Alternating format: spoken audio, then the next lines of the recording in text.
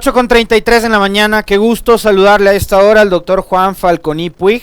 Digamos, el preámbulo está, no hace falta mayor, tampoco en esta ocasión, introducción para hablar de este tema. Y yo quiero empezar preguntándole, me imagino, doctor Juan Falconi, Alexis Moncayo le saluda desde acá, le habrá caído como a muchos ecuatorianos de esta noticia como un balde de agua fría. Resulta que ahora tenemos que devolverles los bienes a los hermanitos Isaías. Bienvenido, buenos días. Buenos días, señor Moncayo, un gusto estar nuevamente con usted y con Radio Pichincha, y vamos directamente al tema. Obviamente no un balde de agua fría, sino un tanquero de agua fría, de agua helada. Pero déjeme, creo que en beneficio de recordar ciertos temas para la audiencia, que lo tengan más claro, porque particularmente hay tanta gente que no vivió esos aciagos días del feriado bancario, de la crisis del año 88, 89, etcétera. Déjeme hacer un brevísimo recuento previo que yo estimo que es indispensable. Primero, ¿de dónde vino la incautación de bienes que ahora se pretende devolver? Y se pretende porque esa decisión no es final, no está ejecutoriada, y ya se ha anunciado por parte del procurador que la va a apelar, o que ya la habrá apelado.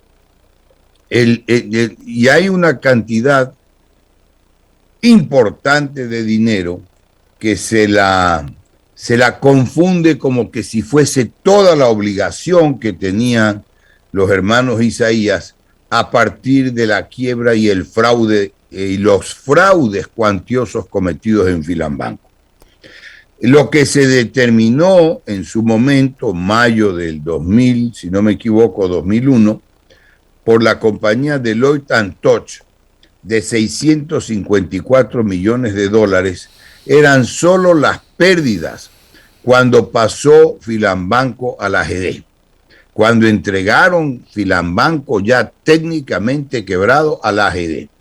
Esto fue, pues, se aprobó la ley de la AGD para ese efecto, para recibir principalmente Filambanco a la AGD. Ahí en la revista Vistazo, las publicaciones de diciembre del 98, se la aprobó, si no me equivoco, pues el 2 de diciembre o el 3 de diciembre. 2 de diciembre del 98. Así exacto, fue. Se aprobó la ley. Al día siguiente al día siguiente de dictada la ley, pasó Filambanco a la AGD. O sea, ahí era la época en la que se elaboraban leyes con dedicatoria. Exacto, era totalmente dedicatoria. Y si había, pues, el agente el abogado, agente de Isaías en el Congreso gestionando la rápida expedición de la ley y que los términos sean como los necesitaban, etcétera. Ricardo Novoa era diputado, claro, en esa época. No, de agente oficioso ahí. Al día siguiente, ya vamos al tercer día, le entregan los primeros 140 millones de dólares la AGD a Filambanco. Y esto era aparte e independiente de los 654 millones determinados por pérdidas. Entonces, la AGD le fue entregando más de 1.000 millones a Filambanco poco a poco para que devuelva los depósitos, para que cumpla las obligaciones con el extranjero, etcétera, etcétera. A eso había que agregar los préstamos de liquidez que le entregó el Banco Central, que los desviaron y los mandaron a Filambanco Trust de Panamá para que cumpla obligaciones, y Filambanco Trust no tenía acceso a los créditos de liquidez porque era solo para bancos nacionales. A esos hay que agregar infinidad de fraudes, obligaciones, los préstamos, autopréstamos, porque se prestaron solo en lo que tenía registrado más de 200 millones de dólares a sí mismos, a compañías propias, los préstamos que se daban con los depósitos del público. Y esos préstamos fueron concedidos, autoconcedidos, a 7 años plazo, 0 interés. Entonces, estos son los antecedentes básicos, mínimos, que sumaban, pues, unas cuantías inmensas. Los famosos créditos para vinculados. La incautación. Claro. Los famosos créditos vinculados, que eran los que les facilitó a los señores de Isaías, por ejemplo, montar una mega fábrica de cerveza. Claro, exactamente, y montar en San Borondón cerca de Guayaquil, todo un mall, ¿verdad? Y si no me equivoco se llamaba La Puntilla Mall o algo así, que fracasó, ahí muchos de esos edificios pasaron a ser utilizados por el Estado justamente después de las incautaciones. Entonces, y más el dinero que se devolvía a los depositantes. El dinero que iba ir retirando y que iban retirando y retirando poco a poco los depositantes. Entonces, para todo eso y toda esa cantidad es que se aplicó la ley. Se aplicó la ley reformatoria de la ley de reestructuración en materia financiera, más conocida como la ley de la AGD. Es un defecto que en Ecuador se les pone unos nombres larguísimos a las leyes, y es el antecedente básico, tener claro, de la incautación. Cuando se aplicó la ley de la AGD para la incautación, una reforma de la ley, se incautaron los bienes. Eso es todo.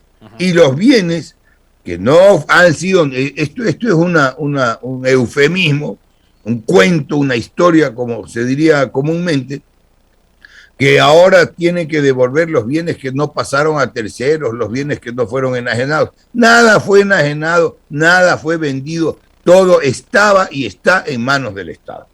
Y a esa época debieron hacer público lo que no hicieron público, que muchos de esos bienes que habían recibido y esas empresas ya estaban quebradas, estaban realmente quebradas. Ese era el caso de Gama TV, el propio Canal 10 estaba semiquebrado, etcétera, etcétera. Más bien, Noticias, el Estado, en la administración del Estado, que no es la más eficiente, les pusieron dinero y le costó dinero adicional al Estado, indemnizaciones laborales, etcétera. Entonces, este es el antecedente básico. ¿Qué ocurre? Estamos hablando de 1998, ¿verdad?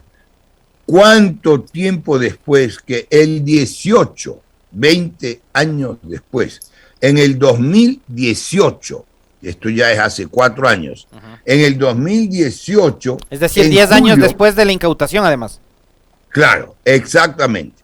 Y de la quiebra, ¿no? 20 de la quiebra y 10 de la incautación. Correcto. En el 2018 se plantea una demanda de medidas cautelares. Aquí está la demanda de medidas cautelares. Se plantea la demanda de medidas cautelares julio del 2018. Y en esta demanda se pide todas las medidas cautelares sobre los bienes. ¿Qué ocurre? Se dicta sentencia, y esto sí es un récord mundial. En Ecuador, en que los juicios no progresan, en que los juicios que no pagan peaje nunca se tramitan, en que para que una demanda sea admitida a trámite se le tiran 2 meses con pretextos absurdos para demorar y para poner dificultades para vender facilidades, etcétera, etcétera. Esta demanda de medida cautelar para proteger supuestamente los bienes y que precisamente no sean vendidos, no sean enajenados, etcétera, se la despacha en 3 días. En 3 días se dicta sentencia. La sentencia se la dicta, aquí está, y está pues todo esto, es un documento extenso, mire a ver, ¿no?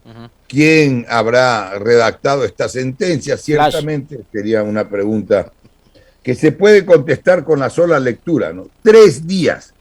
Es como se dice en la sierra, le dieron haciendo tal vez, ¿no? Tal vez. Pero en 3 días se dicta una sentencia voluminosa en la que se declara con lugar la demanda, ¿ya?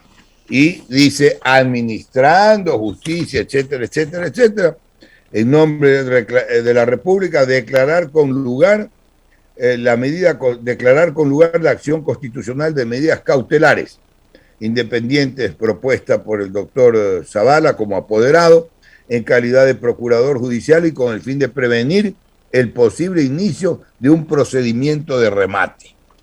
En 3 días la sentencia. Pero sentencia que obviamente después de 4 años está ejecutoriada, pues, señor Moncayo. ¿No es verdad? Si la sentencia se ejecutoría, toda sentencia, si no se interpone ningún recurso, que la tenían calladita, obviamente, si no se interpone ningún recurso horizontal o vertical, Horizontal son los que resuelve el mismo juez, aclaración, ampliación, etcétera. Vertical es el recurso que resuelve el juez en grado superior. Entonces, en este caso habría sido la Corte, como ahora va a ocurrir que tiene que ir a la Corte, ¿verdad? Entonces, a los 4 años se celebra una audiencia en la que se resuelve entregar los bienes.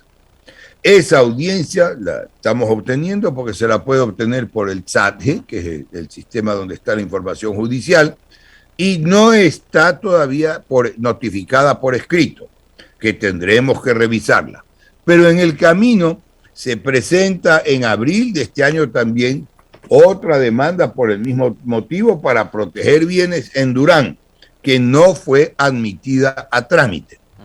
Y sin embargo, el juez de 4 años, el mismo juez, es lo curioso, después de 4 años de ejecutoriada la primera sentencia, tendrá que notificar hoy día, mañana, por escrito, una nueva sentencia que cambia la primera.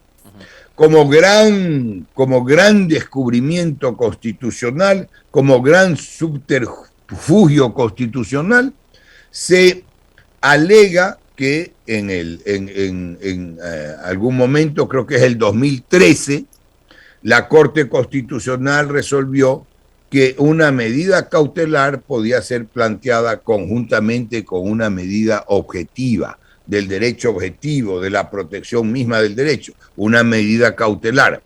Y eso está bien, eso es así. Pero ocurre que en este caso solo se planteó medida cautelar. Y después de 4 años se la quiere ampliar a una medida objetiva que va al derecho de fondo, es decir, la propiedad de los bienes. Y eso, ¿cómo puede cambiar una sentencia ejecutoriada? Eso es casi sagrado, por decirlo de alguna manera. Eso viene del derecho romano que se llamaba res judicata, cosa juzgada. Cosa juzgada es inamovible, ya no se la puede tocar judicialmente porque pasó en autoridad de cosa juzgada. Y el mismo juez Lituma, cuya conducta aquí sí pues amerita de sobra que sea analizada por el Consejo de la Judicatura, cambia, y esto la responsabilidad pasa a la Corte Superior, a la Corte Provincial del Guayas, porque en la apelación tiene que conocerla la Corte Provincial del Guayas, y ahí necesariamente, por el solo hecho de haber alterado una sentencia ejecutoriada, tendrá que señalarse y dejar constancia de lo que se denomina error inexcusable del juez que amerita su destitución.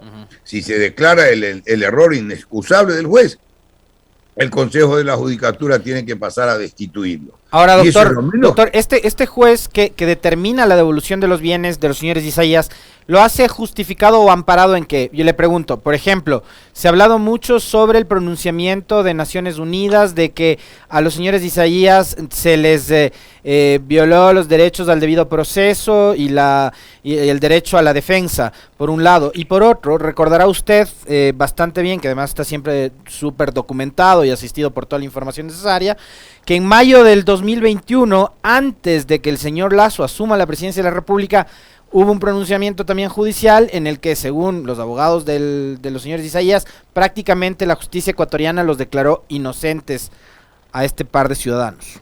Claro. Vamos a eso, ya vamos en este momento a eso. Déjeme terminar con esta parte de la sentencia, ¿verdad?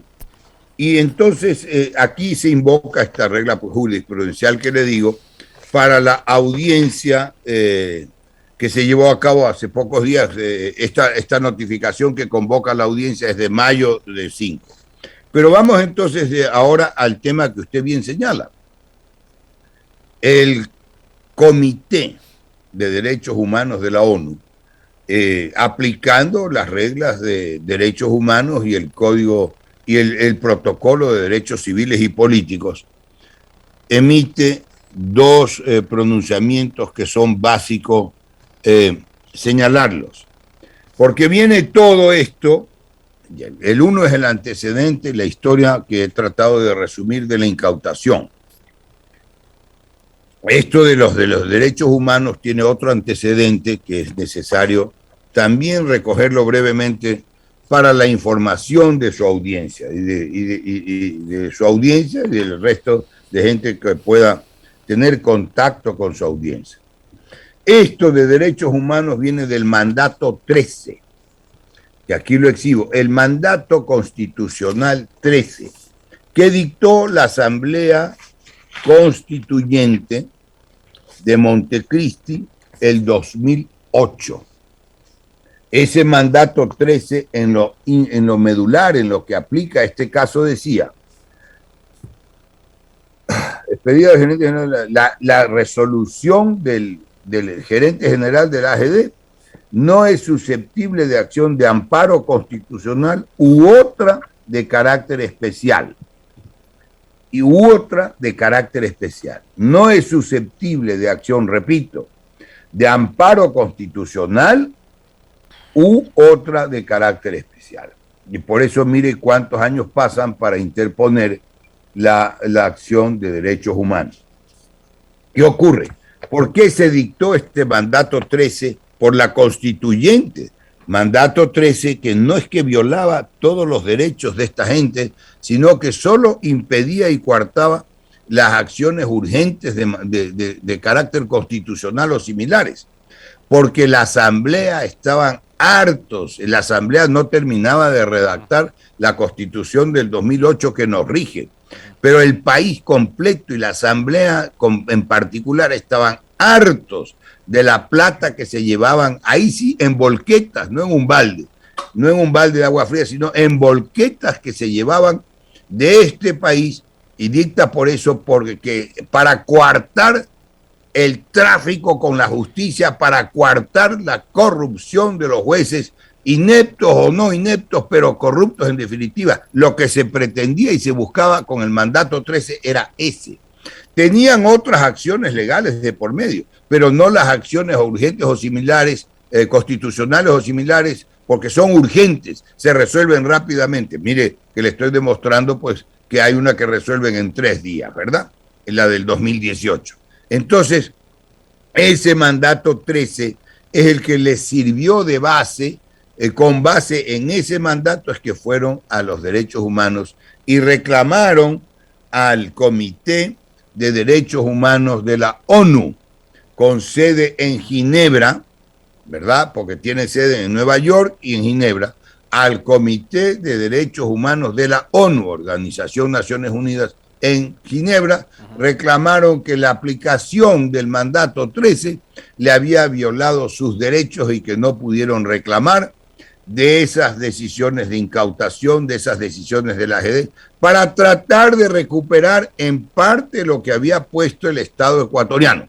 El dinero que a través de la AGD, creada para ese efecto, creada para atender la quiebra de Filambanco, había pagado por cuenta de Filambanco, mientras ellos se llevaban el dinero al exterior y se habían hecho autopréstamos, etcétera, etcétera. Ahora, esto no resiste el menor análisis, señor Moncayo, ¿no?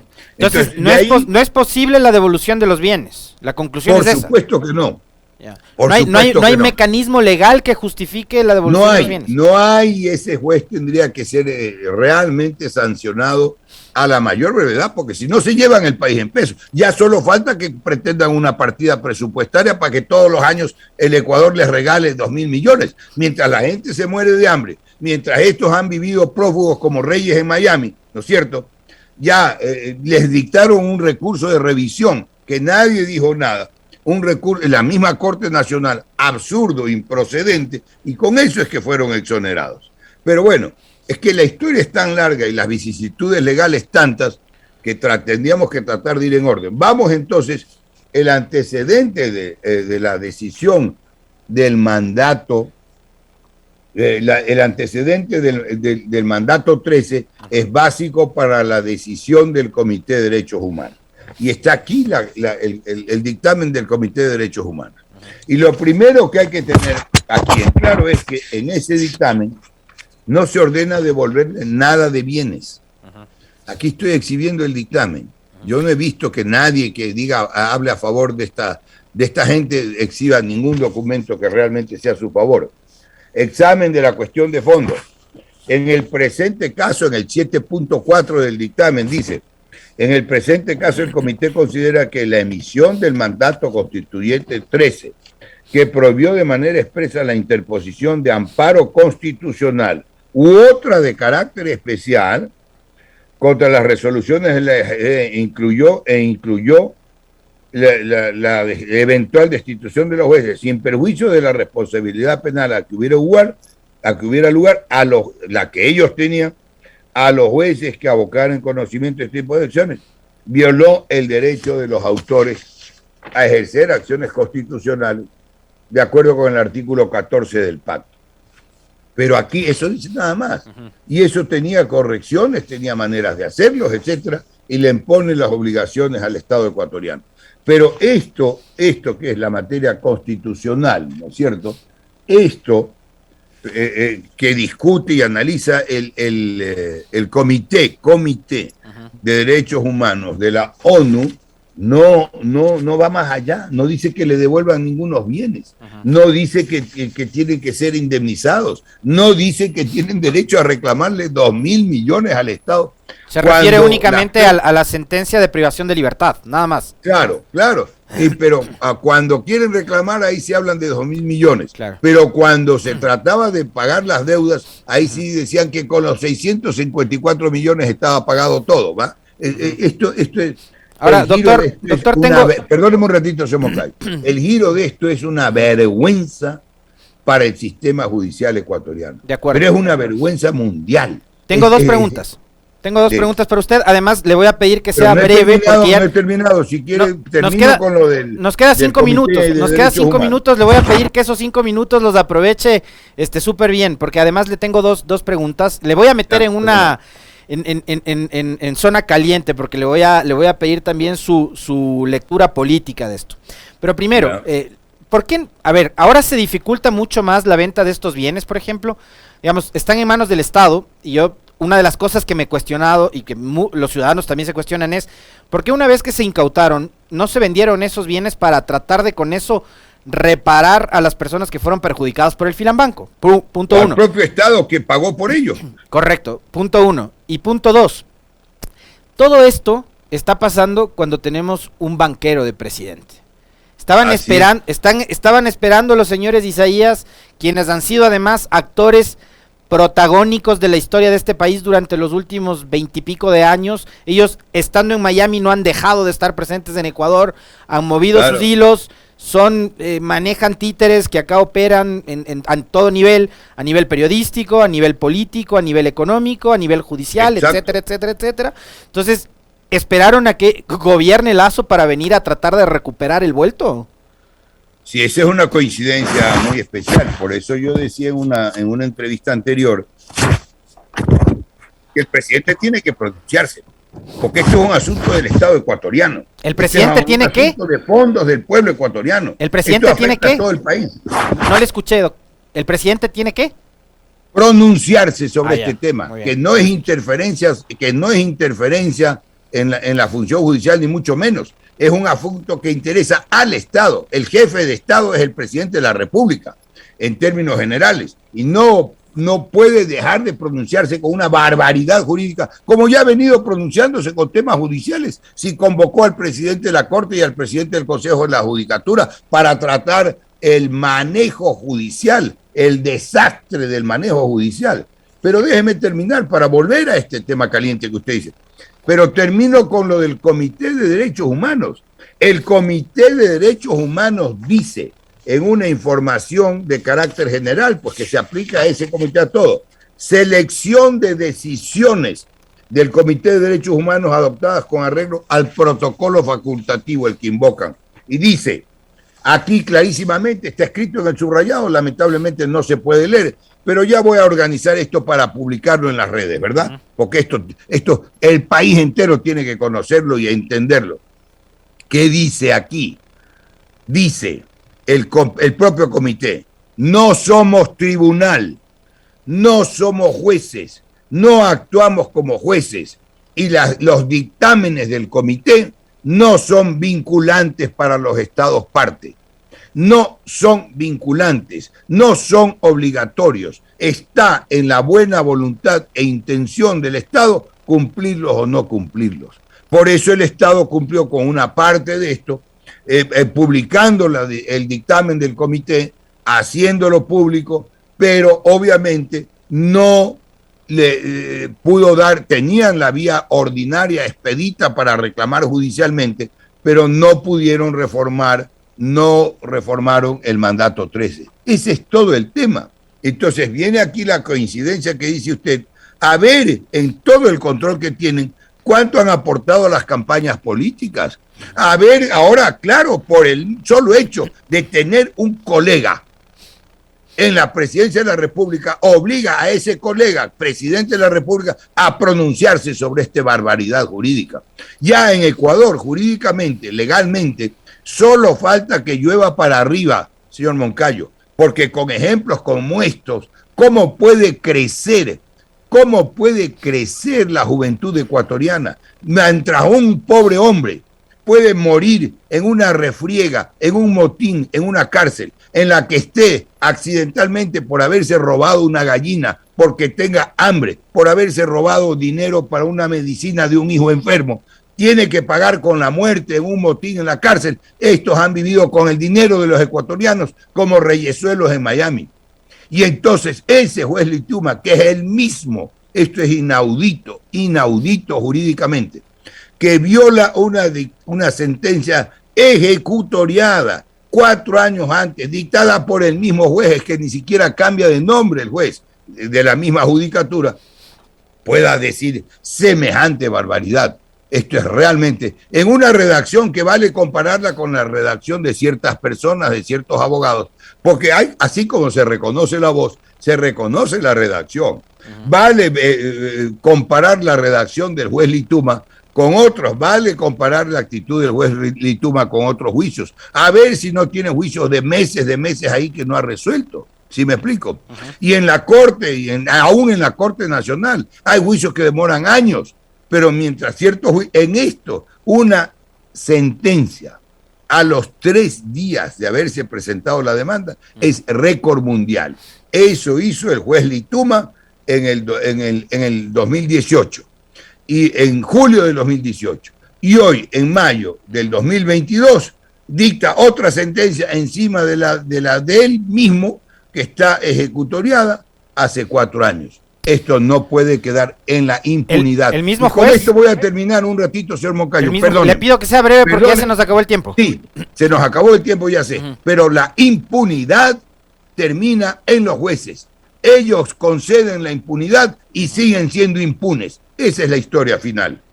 Le quiero agradecer, como siempre, la gentileza que tiene el doctor Juan Falconi Puig de aceptarnos las invitaciones a estos diálogos. Creo que compartimos el mismo nivel de indignación la mayoría de ecuatorianos sobre esto y el problema es que no le escuché, no es del tamaño de mi ego, sino es del tamaño de mis orejas. Tengo las orejas pequeñas, soy sordo, no escuché, por eso yo sí me hago eco. Ojalá el presidente de la República se pronuncie, como decía el doctor Juan Falconi. Le mando un abrazo, muy gentil, gracias. Lo mismo, yo Moncayo, muchas gracias por la invitación.